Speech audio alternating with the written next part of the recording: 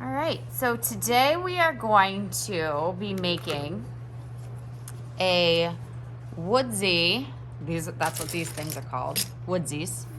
So it's basically flat wood on cardboard relief.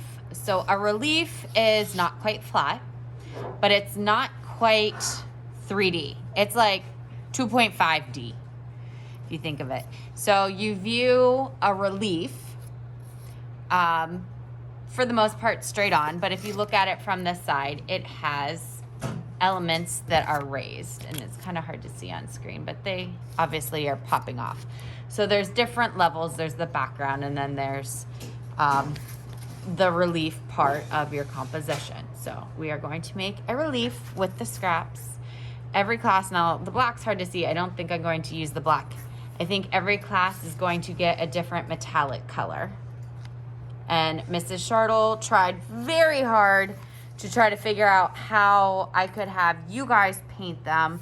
And like I said, it just didn't turn out real good. So I'm going to, at the end of the day, a couple days in a row, spray paint them. Okay. So what you have on your table are little semi-flat wood scraps in different shapes.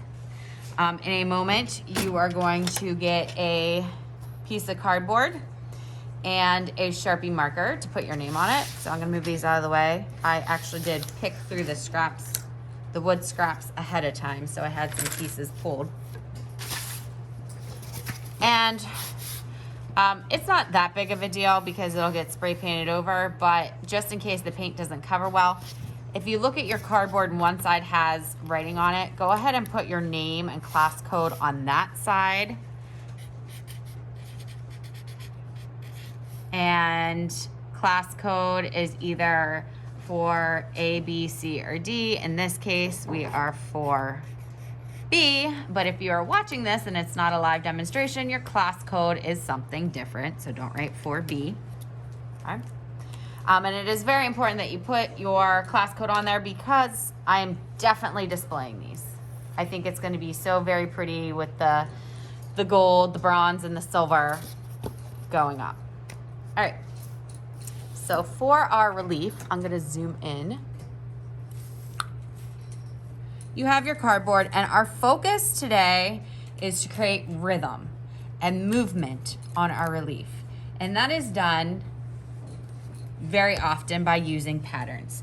So what I went ahead and did is actually pulled out a whole bunch of similar shapes to use.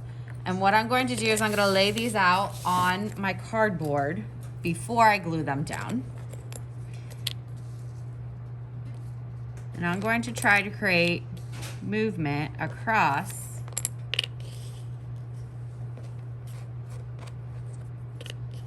my board here.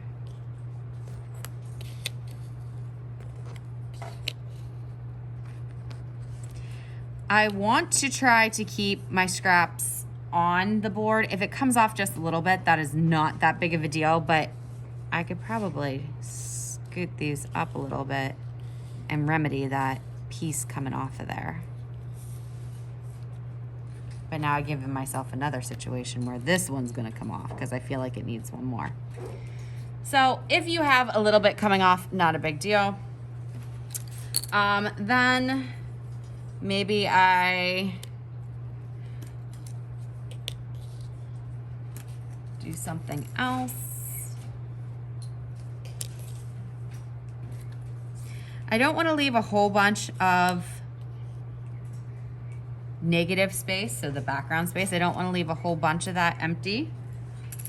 You can layer multiple pieces on top,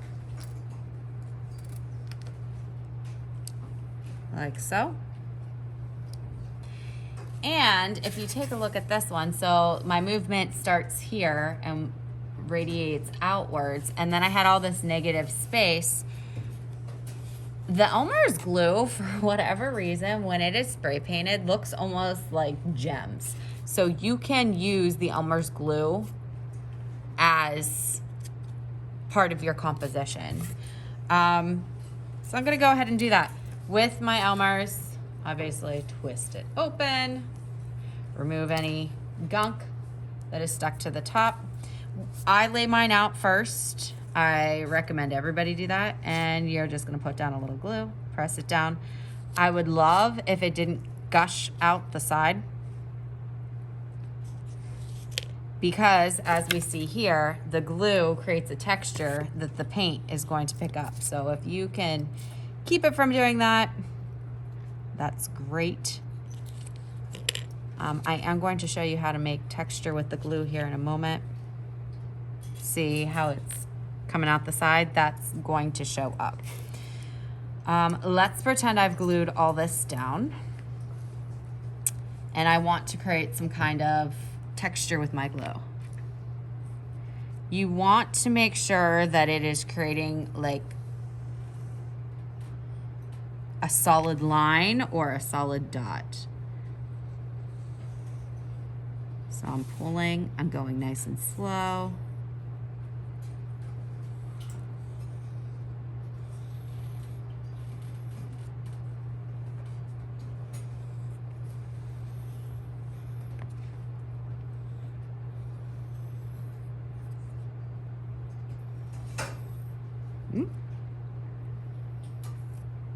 Okay, I don't want lines that if I'm pressing, a lot of times it will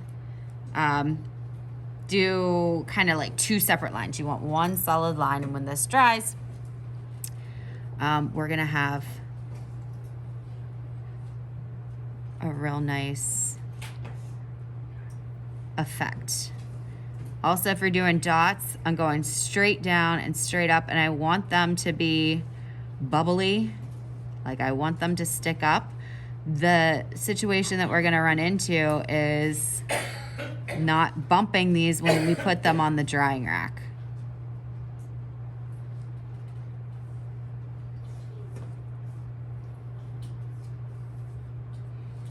Okay.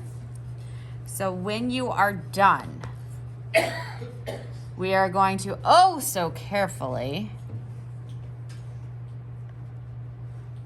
take these to the drying rack and make sure that you are situating it. Let's just walk. I'm kind of scared to take mine. I'm gonna take this one as an example.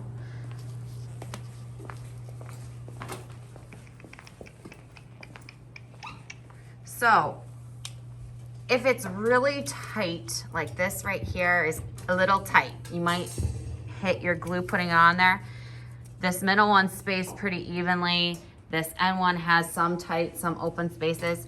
You're going to carefully, making sure it's touching the bottom frame, slide it in. And do you see how there's like two prongs, two prongs, two prongs? You can fit one here and one here, especially if you have a really open spot. We don't want the glue to run, and we don't want it to get smeared. So we have to be very careful when we are putting these on there. If you put it smack dab in the middle, you run the risk of that happening, okay? So make sure, I don't know if I can get this out now. Make sure you are sliding it in on these two prongs that will hold it up.